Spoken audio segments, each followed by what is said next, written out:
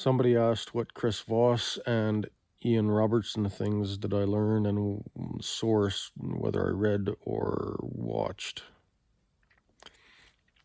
and where to find that information. So Chris Voss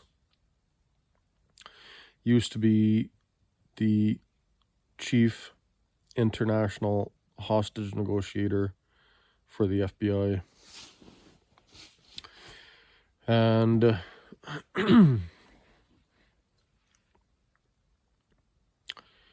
now he's started a business called the Blackswan Group. Now, many have been referring to Chris as a master negotiator since retiring from the FBI. So you can find Chris Voss at the Blackswan Group. You can find his videos on YouTube as Negotiation Mastery. And he's authored 2 books, publicly available books, I say that because it sounds like he wrote the FBI's book on hostage negotiation, and then he published some books for the public to buy. The first is Never Split the Difference, Negotiate Like Your Life Depends on It. And his newest book, which changes everything about asking questions. And so, with asking questions, that book or theory, many have been working to improve for many years, improving how to ask questions. And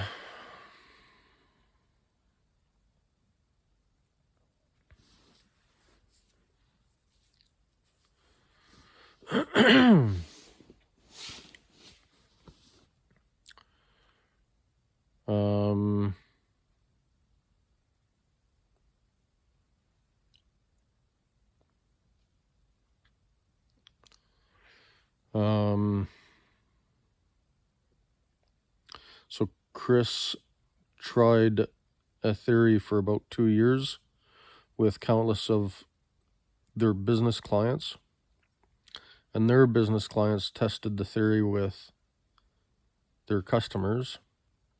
So it's been trialed maybe countless times, and they, after about 2 years of trialing this theory, they talked about it on YouTube and under Negotiation Mastery and the Blackswan Group.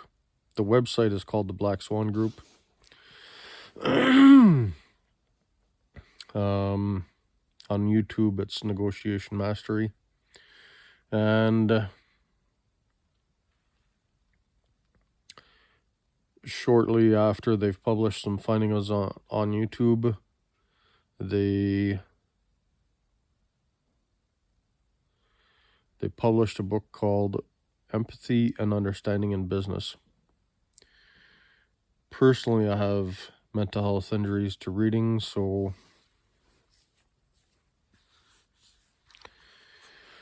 I've mostly watched a lot of the videos, though about a year ago I started reading and looking at their website for different information. To read, despite my mental health injuries to reading. And so many of the videos they have, and so I mostly watched videos, and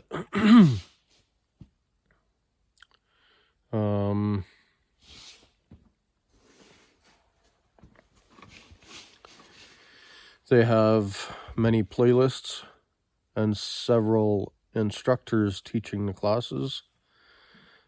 You might also find, if you look up Chris Voss, Master Negotiator, you might find a lot of videos by Chris. Though the team teaching classes have worked to improve communication,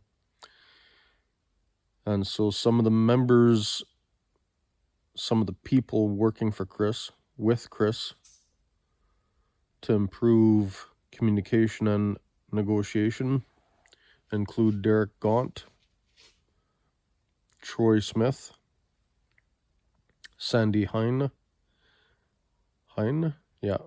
Sandy Hine, and I know Sandy has a playlist of videos under Negotiation Mastery.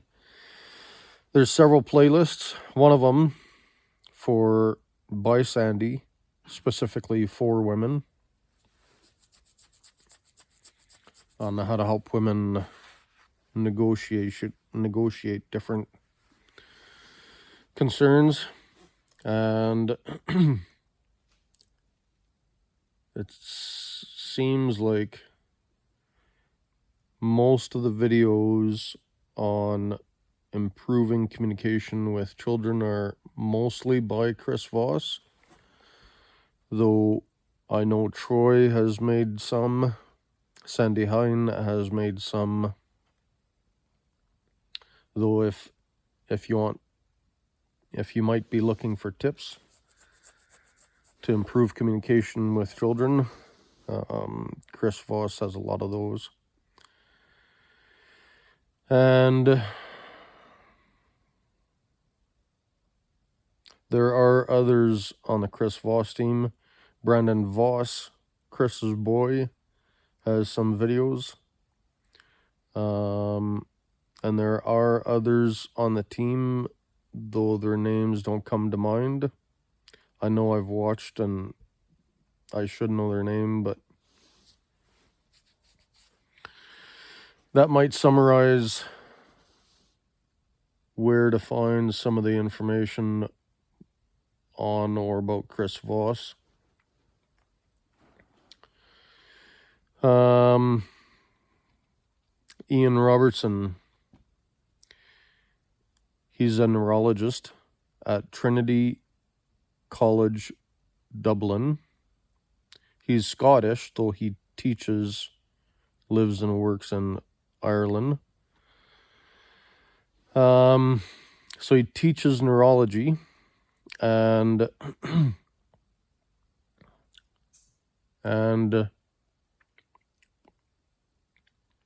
he's also chair of the World Brain Health, I think it's Association, World Brain Health Association, I think. Anyway, if you look up Ian Robertson on Google or otherwise, Ian Robertson,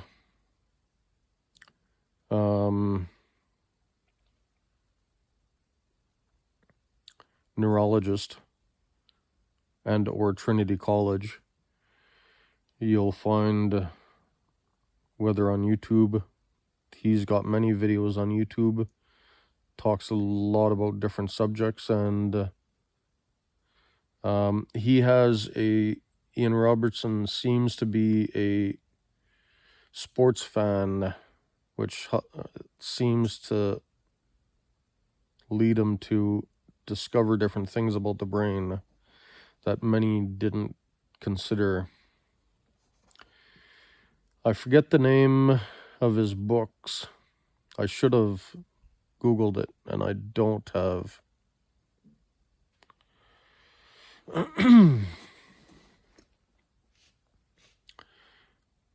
I should have Googled his books. Now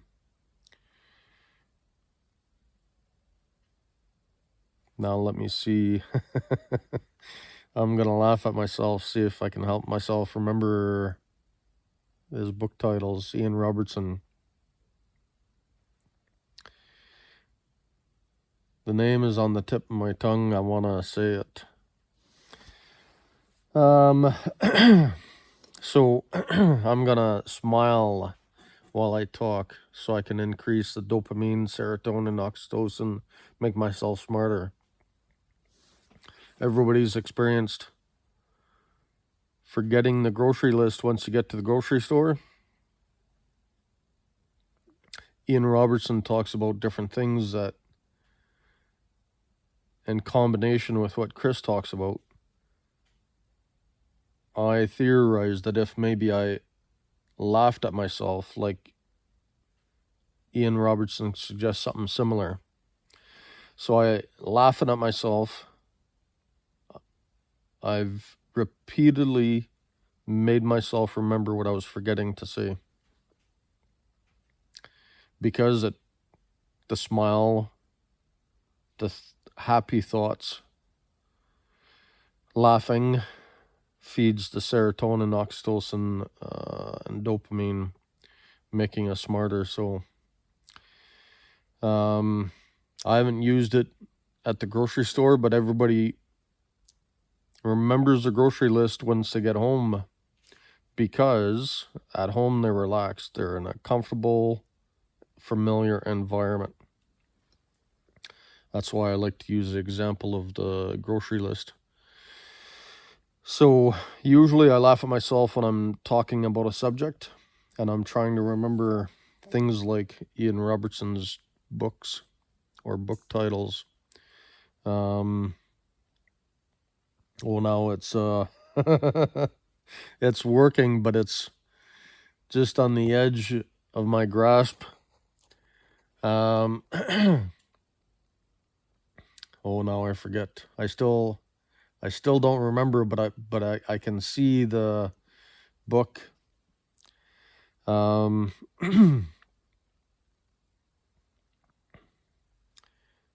geez, now I'm probably not gonna remember. So anyway, comment down below once you Google and find Ian Robertson's book. Help me help other viewers by commenting. Google it and comment. And I'll add, when I laugh at myself, to try to force myself to remember something by making myself smarter. It's like a deep breath. Many people say to think of taking a deep breath when we need to relax, and so I use the same practice to make myself smarter. I might laugh at myself for the ridiculousness that I might forget something, and about 75% of the time or better usually works. So to go on, he's I'll mention he uses Mike Tyson example, where after Mike Tyson come out of jail, his boxers, his trainers, coaches, they set him up with a guaranteed win to force the dopamine receptors to open. So the brain might be flooded with dopamine. However, if the receptors are closed, or if the majority are closed, the dopamine isn't going to be overwhelming because most of them are closed, and so most of the dopamine is going to bypass the receptors. And and so the guaranteed win, though, has to be reasonable, not too far-fetched. And so in boxing they call it the soup can, and Ian Robertson's a sports fan, so I think that's how he made the connection. And it works in neurology, it works in the lab. Neuroscientists have just discovered what boxers have known for over 100 years. So and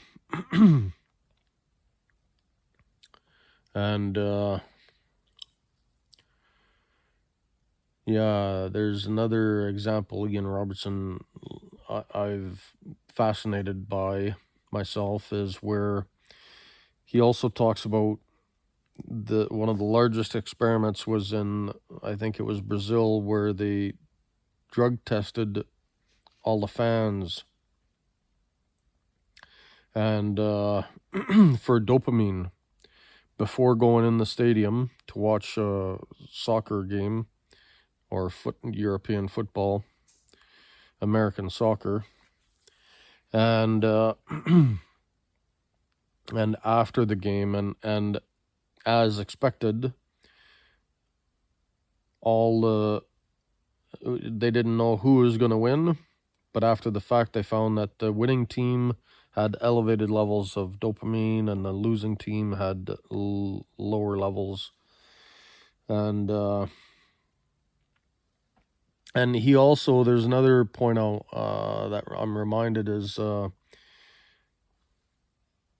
he says that everybody on Earth will almost always hug on the right and kiss on, I want to say on the right, but where we might greet each other for a hug by turning our head to the right. And so a lot of, especially the French, both in Europe and in Quebec, and other cultures also kiss each other on the cheek in greeting or parting. And so they'll kiss on the right. And usually the right cheek, but in saying that,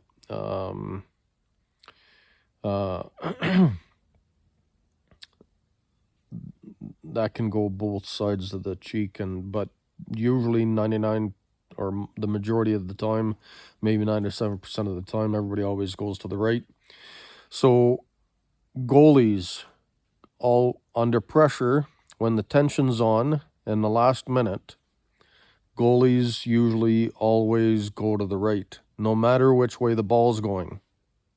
The brain sends everybody to the right. The survival brain sends everybody to the right.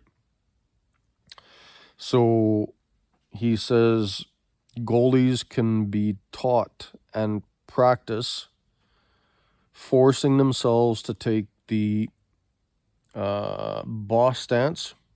I'm not really in a boss stance right now, but maybe I'm relaxed. And my can't really see it here, but yeah, there we go. I'm kind of relaxed in my office chair. And so the boss stance is owning your space. The losing team often crouch like in a fetal position, and that's like the loser effect, what I'm calling the loser effect. And so the boss stance, like the winning team, are like big and celebrating, and that's what the boss stance is just owning your space. And so that helps, the boss stance helps feed dopamine, serotonin, oxytocin, and so he says that goalies can also learn and practice that, so that to feed all the good neurochemicals, slow down their breathing, take deep breaths. The deep breaths will feed dopamine, serotonin, oxytocin, and helps the goalie move towards the ball when they're under extreme pressure, despite the survival brain wants to go to the right. Now, the way I understand that is what Chris talks about is the 3/4 of the amygdala is dedicated to fear of loss. All the amygdala on the right side of the brain is fear of loss. Half the amygdala on the left is fear of loss. The other half is like some of the good emotions. So that might summarize. And I still don't remember Ian Robertson's book title.